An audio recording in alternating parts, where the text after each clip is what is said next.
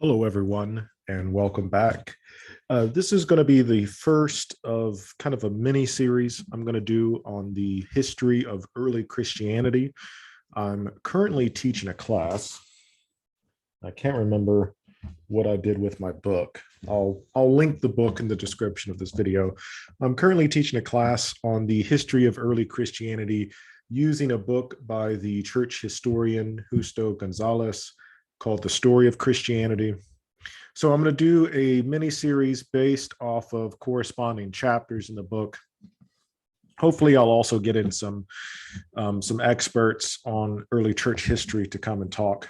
But for this first video, I'm going to focus on the first 100 years of the church, and this will be focused largely on the intellectual context, cultural context, to talk about the influences on the emerging church, specifically the Jewish and Greek influences, which I'm going to be talking about today. So the first two major influences when it comes to the early church, two kind of opposite directions, two major cultural vortexes that are pulling Christianity from seemingly opposite directions, if we want to use that metaphor. The first being the Hellenistic culture of the first century Mediterranean world, and the second, more specific to Christianity itself, being its historical roots in Judaism, the Jewish context, but specifically the certain types of Judaism that were popular and prevalent in the first century world. So let's talk first about the Greek context. So to understand the ancient Mediterranean world post Alexander the Great, a lot of times you'll hear this word Hellenism tossed about, Hellenistic culture or Hellenistic influences. So I'll have to do a separate video. I have a video on ancient Greek history if you would like to refer to that, but I'm going to have to do a separate video on Alexander the Great specifically. I won't go into a whole lot of details here. You've probably loosely heard the story of Alexander. Alexander the Great, from this area of Greece here called Macedonia, over the course of his lifetime, would take over and occupy all of this area seen on this map, including Palestine, modern day Iraq, Iran, into the border of modern day Pakistan, India, and into today countries like modern day Afghanistan, and of course, Egypt and parts of North Africa, Libya. One of the indirect consequences of Alexander the Great's conquest was the spread of Greek culture. And it's the spread of Greek culture into geographical areas that normally were not influenced by Greece. That's what we're referring to as Hellenism or Hellenistic influences. So by spread of Greek culture, for our purposes, the two most important things that stand out is the spread of Greek religion, religious practices, and the spread of the Greek language itself. So with respect to religion, with the exception of Judaism, that's the big exception here, but the spread of Greek religion was not. An important thing to remember here is that the cultures that Greek religion is spreading into, this is a process in religious studies that we call religious synchronism, which is the combining of two different religious traditions, the combining and the influencing. It's a two-way street. One culture influences the other, and that culture influences that culture. Now, for the most part, this is pretty, I was about to say uneventful. That's not the right word. Most of the cultures in which Greek religion was spreading, Greek religion is itself polytheistic. right? Belief in multiple different gods. Animistic, the idea that the divine spirits, deities, not only are real, but inhabit the world and inhabit physical places, sometimes what we would consider inanimate objects, right? So one characteristic of polytheistic religions is that they're oftentimes nature-based, right? You have a god of thunder, a god of the sky, a god of the mountain, a god of the ocean, that sort of thing. So on the one hand, in most of these cultures that Greek religion spread into, they were also polytheistic. So they were typically receptive, maybe not the right word. They had the religious foundation to accept the Greek gods and goddesses because their religious structure operated in a similar way. They had a similar notion of the divine, with the exception of the Jewish people in Palestine who were monotheistic, right? They couldn't accept the influx of Greek religion. And we'll come back to that because that'll play a very important part in later Jewish history, specifically around the time of Jesus. So you have the spread of Greek religious ideas, perhaps more importantly, as a result of Alexander's conquest, you have the spread of the Greek language itself. So much so that by the time the 1st century rolls around, the lingua franca of the Mediterranean world, the common spoken language held by all of these people across these very diverse geographical boundaries, is Greek, ancient Greek. Similar to what English is today, right? English today is the language of business, it's the language of commerce. If you're making a business deal in China, they're going to be speaking English. If you're making a business deal in Africa, they're going to be speaking English. Like English is the language that makes you money, so to speak. The same was true in the ancient Mediterranean world of Greek. It's the language of the merchants and the traders. And as a result, most people living, especially most people living in the Mediterranean here, are going to speak Greek. And this will have a tremendous, as we'll see, this will tremendously influence the spread of Christianity and the possibility of the spread of Christianity because everybody's communicating the same way. Not to mention the fact that, well, we'll come back to that. We're going to talk about the Septuagint. I'll try to remind myself to come back to that. So Hellenism refers to the spread of Greek culture, but more specifically, the spread of Greek language in and around the Mediterranean world, including Palestine. So, two big influences on early Christianity: Greek philosophy and Judaism. I'm trying to make myself a little bigger here.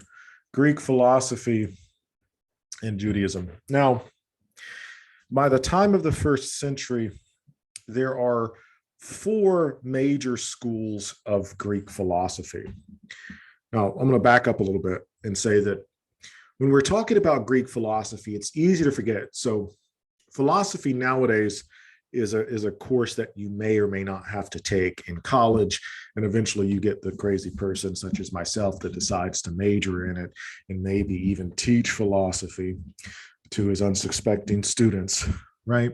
But philosophy in the ancient world, completely different. Yes, it is an academic area that people studied and spent time reading books. And if you were one of the few percentage of people that could read or to write books in philosophy.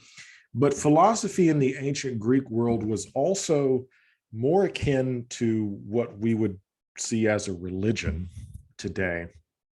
These different philosophical schools represent not only different like intellectual beliefs that people had, but they were also like tangible schools / communities that people belonged to. So to be a Platonist, for example, in the ancient world did not just signify that you agreed with Plato or that you subscribed to some of Plato's metaphysical positions, but it also indicated a certain way of life that you lived. So we'll see, I'll probably talk about this in the next video. You'll see, for example, early Christian apologist like Justin Martyr. He was a Christian and a Platonist, and in one of his dialogues, somebody recognizes him as a Platonist because of the clothes that he was wearing, right? So it's not just the early philosophical schools or not just like beliefs that people had, but in the same way that like certain religious communities today eat different foods than the rest of the populace or wear different clothes than everybody else, the same was true of these philosophical schools in the past. It was more of a community back then and less so of just, like a class you took in college, if that makes sense. So the four big philosophical traditions at the time of Christianity in the first century of the Common Era. You have the school of Plato. Sometimes this is called Platonism, deriving from Plato. Plato being the big three of Greek philosophy: Socrates, Plato, Aristotle. Socrates was the teacher of Plato, Plato the teacher of Aristotle, Aristotle the teacher of Alexander the Great. That's the lineage there. Now, Socrates, of course, didn't write anything down. All that we know about Socrates is written about him via Plato. And Plato, in his later dialogues, will kind of use Socrates as a mouthpiece to spout, to put forward, not to spout. It wasn't like proselytizing or anything. To put forward his own ideas, his own cosmology, his own understanding of how the world works and how the universe was structured. And later philosophers after Plato who would agree with some of these basic ideas would be referred to as Platonist.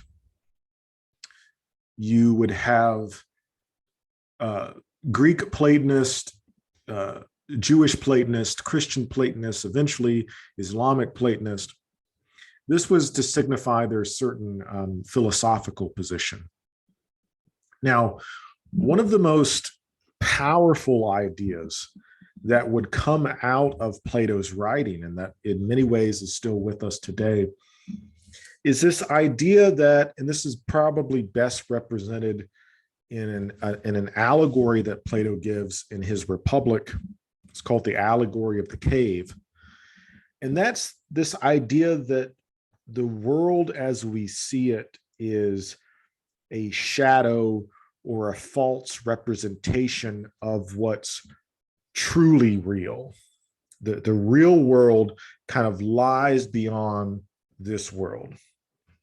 And that real world for Plato is the realm of the forms. Plato's most famous for his theory of the forms providing an explanation for all sorts of philosophical problems. But if you want to know more about Plato's theory of the forms, you can go watch my video on Greek philosophy. But this idea that the world we live in is a shadow or a representation of what's truly real, of course, would have a tremendous impact, not just on other philosophical traditions, but also, of course, on Christianity itself. So you have Plato or Platonism,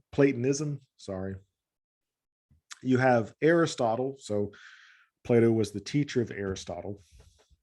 You have the Aristotelian school, or sometimes called the Peripatetic school of thought. These were people who came out of the Aristotelian tradition. And I have this very famous picture here from, I forgot, Michelangelo's The School of Athens. There we go. Plato on the left, Aristotle on the right. The biggest difference between the two, Aristotle famously disagreed with Plato over his theory of the forms. Aristotle, a lot of differences, but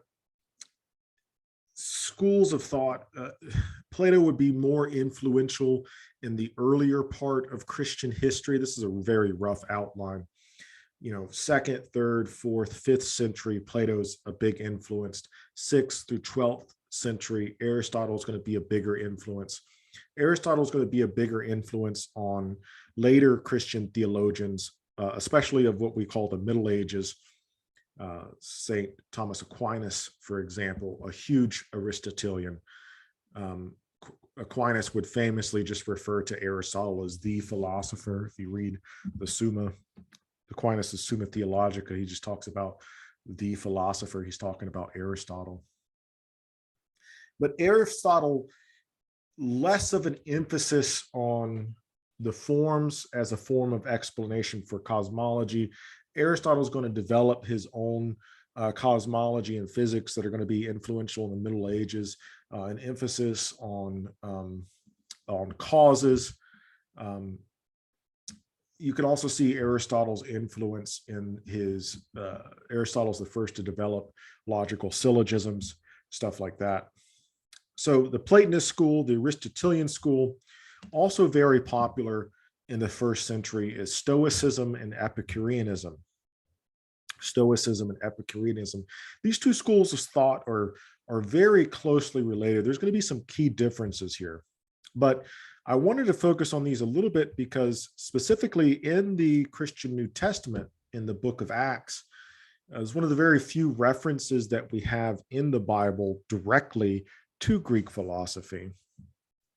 And I want to read this passage at length because of historically how important it is. So the book of Acts, in case you don't know, so you have the Christian New Testament.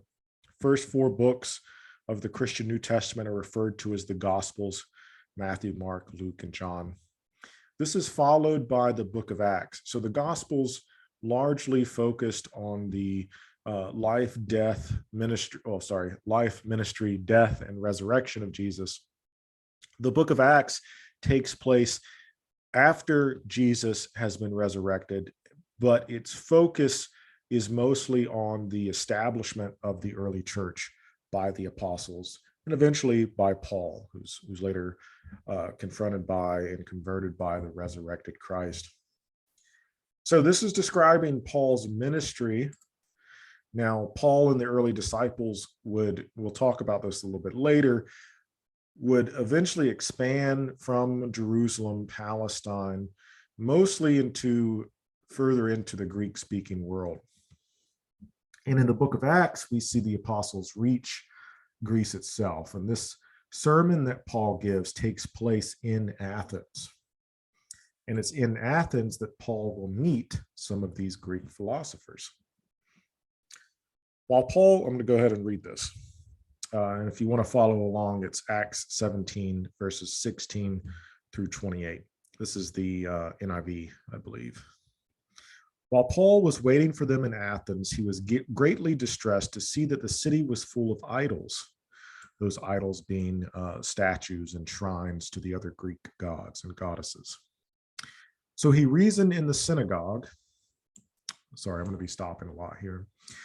We'll talk about this a little bit later, but by the time that Paul reaches Athens, we'll talk about the Jewish diaspora, the spreading of Jewish people and Jewish culture throughout the Mediterranean world following the destruction of the temple, 70 CE, I believe it was. We'll come back to that. But by the time that early Christians start to preach throughout the Greek world, there's already established Jewish communities. And this is another thing, and aside from the Greek language, the establishment of these Jewish communities throughout the Mediterranean that's going to help Christianity spread so quickly. All right, sorry about that. So he reasoned in the synagogue to both Jews and God-fearing Greeks. So in Judaism, interrupting myself a lot.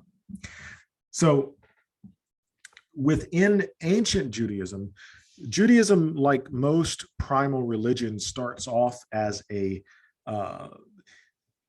geographically and ethnically centered religion. So if you were to go back in time, the only people who were Jews were ethnically Jewish. right? Like most primal religions, you go back to ancient China, most people who practiced ancient Chinese religions are ethnically Chinese. Same with take your pick anywhere in the world, right? But by the time of the first century, we have a more open world. People are traveling from places as far away from Greece to India, from India to Egypt, from Egypt to Palestine, all over the place, right? So trade routes are open. People are under the Romans, especially because the Romans allow for Roman rule has kind of stabilized the region. There's not as much piracy and bandits and stuff like that on the road. So people are able to travel more freely. And with that free travel comes the spread of ideas and culture and religion. So there were people who were interested in becoming Jewish, right? But because they weren't ethnically Jewish, they were kind of put in their own special category. And that's, if you read the New Testament, you'll come across what they call God-fearing Greeks, sometimes in certain translations, God-fearing Gentiles. That was, in this case, Greek people who were interested in becoming Jewish, or interested in the Jewish religion. So he reasoned in the synagogue with both Jews and God-fearing Greeks, as well as the marketplace, day by day with those who happened to be there. These are my bold and underlining. A group of Epicurean and Stoic philosophers began to debate with him. Us philosophers like to debate, of course. Some of them ask, "What is this babbler trying to say?" Others remark, "He seems to be advocating foreign gods." They said this because Paul was preaching the good news about Jesus and the resurrection. Then they took him and brought him to a meeting in the Areopagus, Greek words, not my thing, where they said to him, "May we know this new teaching that it is that you are presenting. You are bringing some strange ideas to our ears, and we would like to know what they mean." They were curious as to what he was saying. All the Athenians and foreigners who lived there spent their time doing nothing but talking about and listening to the latest ideas. This is a little slight towards the Greeks, right? That sounds kind of fun to me. I got to be honest. You sit around the marketplace debating and talking about all these new concepts. Anyway, Paul then stood up in the meeting and said, "People of Athens, I see that in every way you are very religious." He's talking about all the shrines and idols and stuff like that. "For as I walked around and looked carefully at your objects of worship, I even found an altar with this inscription, 'To an unknown God.' So you are ignorant of the very thing you worship. And this is what I'm going to proclaim to you." Oh, my bad. "The God who made the world and everything in it is the Lord of heaven and earth, and does not live in temples built by human hands." This is a concept with the destruction of the Jewish temple. We see this with the first destruction of the Jewish temple in the Hebrew Bible. In some of the prophets, the idea that God's spirit is not limited to a physical location. Now, in earlier parts of the Hebrew Bible, it says that God's spirit dwelled in the temple, or dwelled, for example, in the ark that the Jewish people brought with them. But with the destruction of the temple, you have this kind of freeing up of the spirit. And especially with Christianity, with Jesus's proclamation to go out into all the nations, this idea is that God's spirit can be anywhere. It's not limited geographically, as it is oftentimes in religions like the Greek religion, where gods are oftentimes specified to a specific mountain or a certain river or forest or something like that. Okay. "Does not live in temples built by human hands, and he is not served by human hands as if he needed anything. Rather, he himself gives everyone life and breath and everything else. From one man, he made all the nations," referring back to Adam, "so that they should inhabit the whole earth. And he marked out their appointed times and histories, the boundaries of their land." God is responsible for the current nations and current political climate. "God did this so that they would seek him and perhaps reach out to him and find him, though he is not far from any one of us." So God, it's capable even for the Greeks to be able to find God if they're searching in the right way. And then Paul is here quoting a Greek philosopher, "For in him we live and move and have our being." Now, a quote a poet, as some of your own poets have said, we are his offspring. So what will happen, and we'll get more into this in later videos, is that the disciples, later Christian missionaries and apostles, will use aspects of Greek philosophy, appeal to certain Greek philosophers in an attempt to get more Greek converts to Christianity. And they'll do this, and Paul's kind of the first to do this. They'll do this by suggesting that the same gods that the Greeks are trying to grasp or trying to wrestle with, trying to explain, like the god of Plato's Timaeus that he's trying to explain, is the same God of Christianity. Even certain, you'll even see this in Jewish philosophy. Philo of Alexandria, for example. I mentioned the Septuagint earlier. So Alexandria is a Greek city. So Alexander had a habit of building cities and naming them after himself, because why not, I guess. So Alexander built the city of Alexandria. So you have even Jewish philosophers like Philo of Alexandria in the early 1st century talking about ways in which Jewish cosmology, the Jewish view of God and the universe, can be reconciled with Greek philosophy, that they're basically talking about the same thing. We'll come back to this when we talk about the 2nd century philosophers. And also in Alexandria is where we have the Greek translation of the Hebrew Bible, of the Torah. Will also eventually, the New Testament, of course, written primarily in Greek, but Philo of Alexandria using the Septuagint, the Greek translation. So 4 major schools of thought: Platonism, Aristotelianism. We're going to talk a little bit about Stoicism and Epicureanism. Now, like I said, to be a Stoic or an Epicurean in the 1st century, it signifies, yes, that you believe certain things about the world, but it's also signifying a certain way of life that Christians will appeal to in order to convert these people. We'll talk a little bit about each one of these.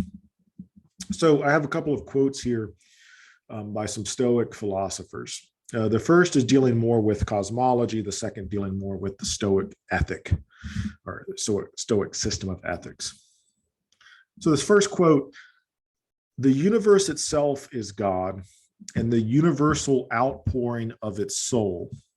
It is the same world's guiding principle, operating in mind and reason together with the common nature of things in a totality that embraces all existence. Then the foreordained might and necessity of the future, then fire and principle of ether, and those elements, yada, yada, yada." Okay. What I think we could take from this and other Stoic teachings.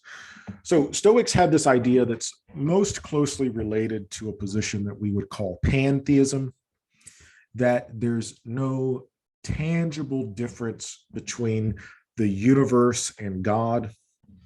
So in the traditional theistic concept, kind of God, so if let's say my sunglasses are the universe and my hand is God, God exists outside of the universe. God brings the universe or the world into existence, but God exists separate and distinct from the universe. Whereas in pantheism, let's see if my hands can wear the glasses. In pantheism, the glasses and in my hand, the universe and God are kind of one and the same thing. That's a horrible analogy. I'm sorry for it. But God and the universe are the same thing. God's synonymous with the universe. But the Stoics had this idea that God is also synonymous with reason, what they called in Greek logos. That sounds familiar. You'll get this in the Christian New Testament, especially in the Gospel of John.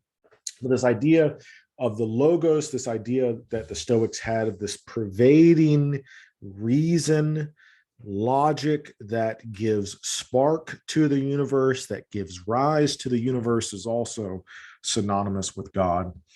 And Christian thinkers, it's natural, right? It naturally happens because the Greek word for reason is logos. So when you have John in the Gospel of John say that in the beginning was the Word, in the beginning was logos, and the logos was with God, and the logos was God, like Stoics would immediately, just like all the neurons would start firing, like they would immediately recognize that sort of language, that sort of concept. It was familiar to them. Now, the Stoic idea of ethics, where we derive, I don't know if you've ever heard this expression, that someone suffers stoically, right? That someone doesn't express a lot of emotion, that they're kind of reserved in their suffering, they're quiet and strong in their suffering. That comes from the Stoic mindset that the emotions are, human beings' emotional states are kind of what lead us astray. Like getting overly angry like causes us more harm and suffering, or getting even overly happy, like euphoric, where we're setting ourselves up for like a downward fall there. So the Stoics believed that the emotions were something that had to be like controlled and subdued in order for us to have a happy, fulfilling life. So a major component of Stoicism is this sort of reserve, that reserve's not the right word, kind of finding a middle ground, finding a medium in how we deal with things in life. What's the word I'm looking for? You could tell me in the comments. I'm not sure. I just had it. Of course, when I start talking about it, I forget. Moderation. There we go. For the Stoics, moderation's key. It's also going to be a key for the Epicureans, but for Stoicism, the emotions, the passions are what lead us off track. And they don't even practice moderation, is also not a good word. It's a good word for Epicureanism, but for Stoicism, it's really a deprivation. You want to deprive yourself in a lot of ways. So famously, you have like Marcus Aurelius, emperor of Rome, like has all this wealth and stuff, but will eat like beans and rice for dinner and sleep on the floor. Why? Because excess wealth leads to more suffering. So we want to get rid of all of the excess stuff we don't need, because if we rely too heavily on that excess stuff, there's going to come a time when we lose it, and it's going to cause us to suffer more. So Stoics are very reserved. It's going to be very similar to like the monastic life that we see develop in later Christianity. But the Stoics, of course, were already doing this sort of thing. Now, Epicureanism is one of these philosophies that's gotten like lumped in, kind of gets a bad rap sometimes, because oftentimes Epicureanism is associated with a similar branch of philosophy called hedonism, the idea that pleasure or pleasure-seeking behavior is the best course of action for us humans, that we ought to have the most pleasure possible, and that's the goal of life. Epicureanism will say something similar with respect to their ethics, with respect to how they approach life, but it's a slightly different outcome here. So I'll read this quote from Epicurus himself, the founder of Epicureanism. When we say that pleasure is the end and aim, we do not mean the pleasures of the prodigal or the pleasures of sensuality as were understood to do so by some through ignorance, prejudice, or willful misrepresentation, the people that say that Epicureanism is all about pleasure. By pleasure, we mean the absence of pain in the body and the trouble in the soul. That's probably the most important thing that he says here. By pleasure, we mean the absence of pain in the body and of trouble in the soul. So when Epicurus talks about this pleasure principle, it's misinterpreted as hedonism, which says I should get the most pleasure possible as much as possible. So if you take something like Epicurus talks later on about drinking, for example, drinking of alcohol. It is not by an unbroken succession of drinking bouts and of reverie. So a common misinterpretation of Epicureanism is that, I should just be drunk all the time, or I should drink all the time, or do drugs all the time, because that gives me pleasure, right? If my only purpose in life is to have pleasure, then I should just never stop using drugs. But Epicurus says it's about absence of pain. And this is where we get to the moderation bit, or maybe even abstinence completely, right? Because if we take it to that extreme, we take something like drug use to the extreme, where does it lead us? It leads us to addiction.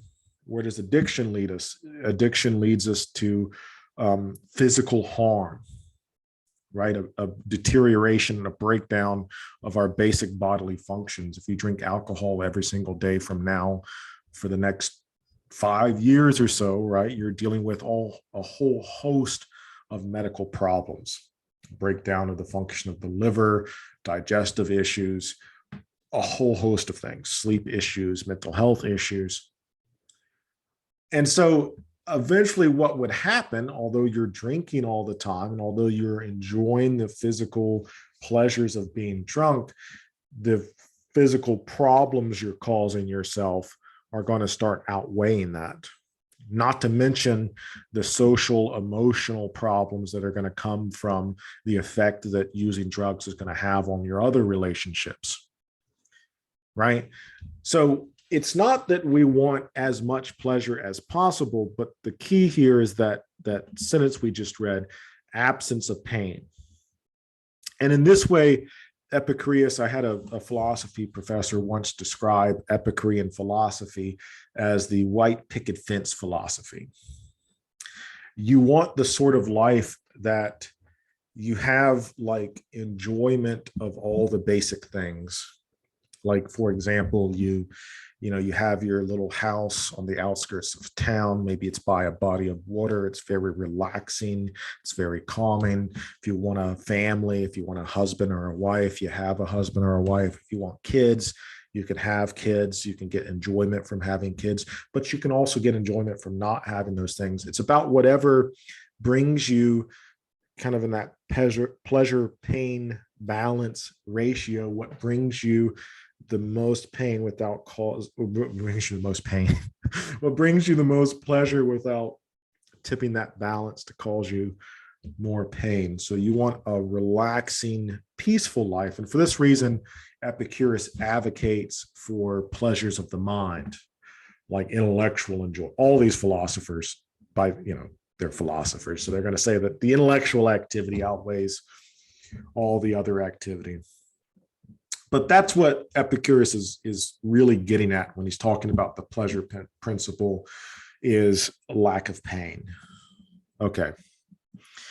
And we can kind of see the ways in which culturally Christianity will absorb some of these things. Later on, it'll take it a little bit more to the extreme, but the idea that we want to reserve ourselves from overindulgence fits pretty well in some of the basic Christian ethical principles. All right, so once again, the four major schools: Platonism, Aristotelianism, Stoicism, Epicureanism. The Hellenistic context, especially the Greek language, all of these factors will have a major impact on first century Christianity. Now, the other side of the coin, if we have Hellenism on one side, the other side of the coin, of course, being Judaism. And to be clear, Christianity emerges out of the context of Judaism. So much so that the first Christians did not consider themselves to be Christians. They just thought of themselves as Jewish, right? If you go back in time and ask Peter, hey, Peter, what religion are you? He would say, I'm Jewish. Same with Paul, right? It's not until a little bit later that they start to view themselves as something separate and distinct from Judaism or Jewish, right? So First century Judaism, lots of big influences here. Okay. So denominationally, there we go. Denominationally, we have three major schools of thought. These are theological schools of thought that were most practiced in the first century Palestine: the Pharisees, the Sadducees, and the Essenes. The Pharisees would have been the most widely practiced school of thought here. Most people living in and around Jerusalem in the first century would have belonged to the group of people that identified as Pharisees. We can also kind of divide this economically, if that makes sense. So by the time the first century rolls around, in the 7th century Common Era, Judaism becomes a province of Rome. Now, before that, the Romans had established a Jewish puppet state, so to speak, the Herod dynasty, I believe it was. This was, so Romans enter the Palestine area about 70 BCE. For a while, they let the Jewish people rule themselves with their own form of government. That changes in the 7th century when the Romans make Judea a province of Rome. And because it becomes a province of Rome, it's led by a Roman governor. There were a certain class of Jewish people, wealthier Jewish people, that allied themselves with the Roman government. And then there was kind of everybody else. Now, in the ancient world, you don't really have like social classes, or in the United States, how we have like different economic classes: lower class, lower middle, middle, upper middle, that sort of thing. In the ancient world, you have rich people and you got everybody else. Basically, there's no middle class. The everybody else in the ancient world, religiously speaking, predominantly belonged to the Pharisees. Most people, most of the common people were Pharisees, whereas most of the upper class, most of the wealthier class, these were the people who owned and occupied the temple space, were the Sadducees.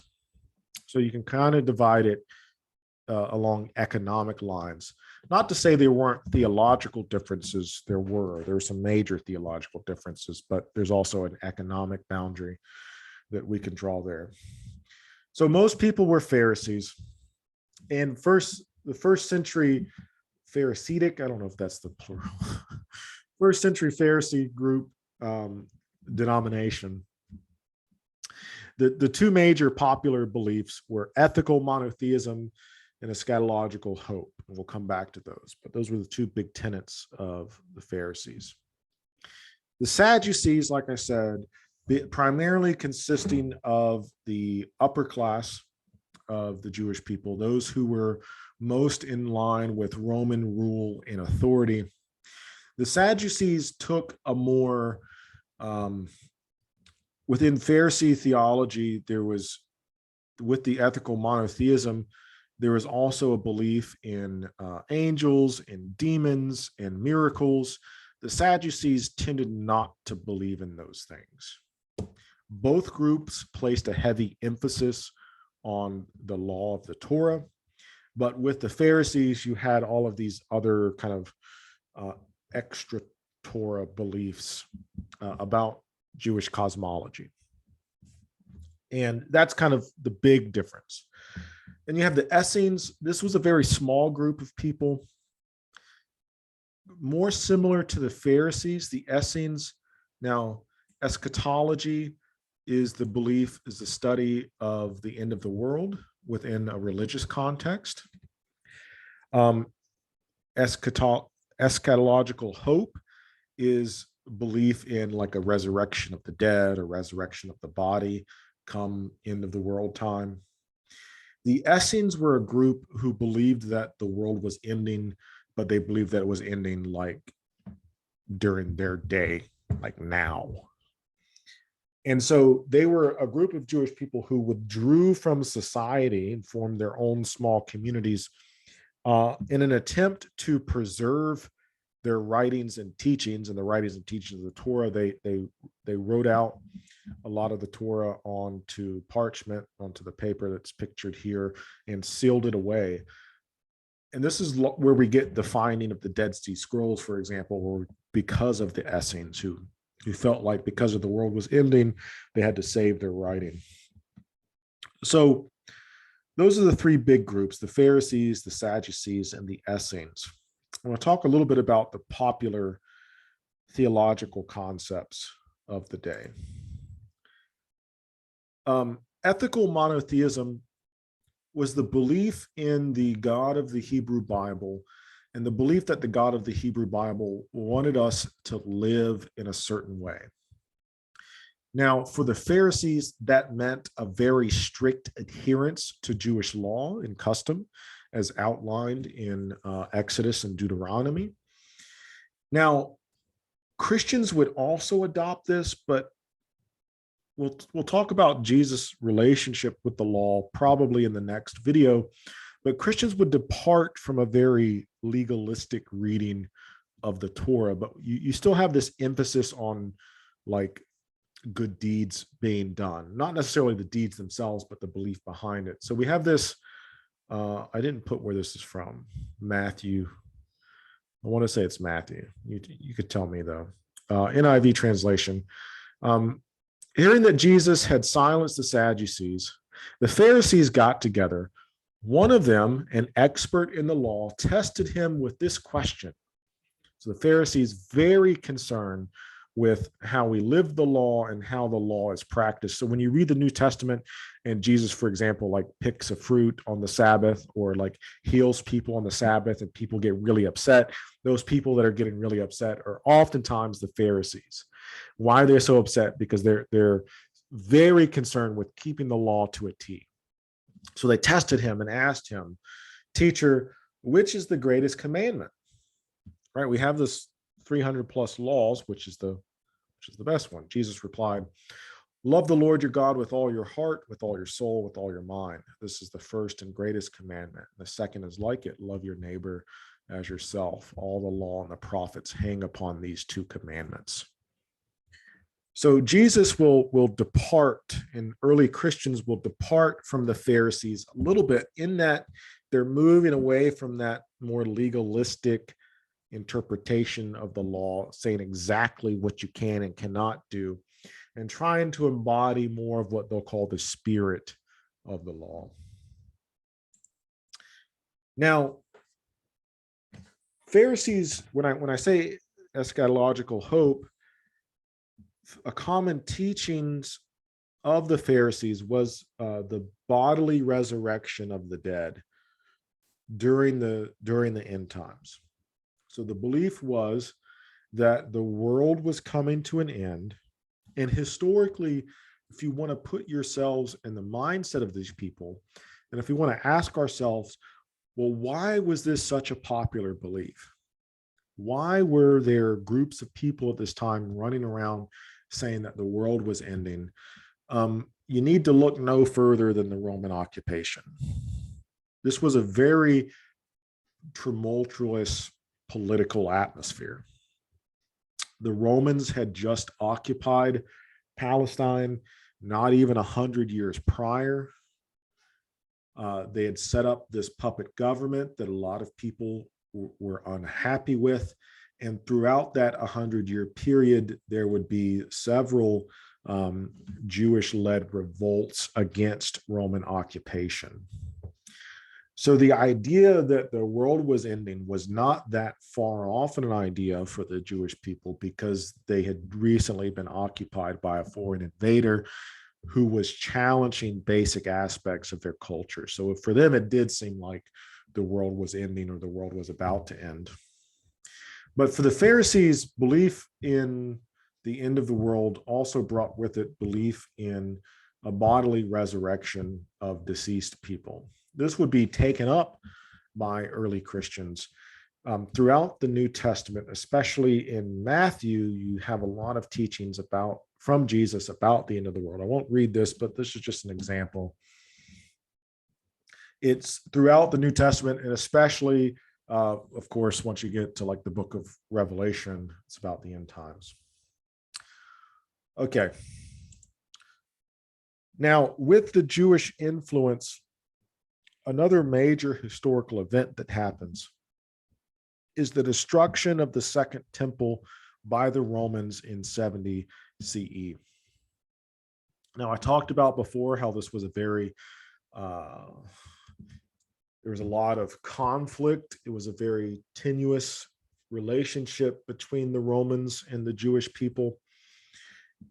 So, 63 BCE, the area of Palestine is occupied by the Romans. They put in place a Jewish government. The Romans were pretty lenient when it came to this sort of thing. Once they would occupy an area, unless they had reason to act and believe otherwise, they would, generally speaking, let people from that area rule their own people, so long as they remained loyal to Rome and kind of did what Rome said, of course, right?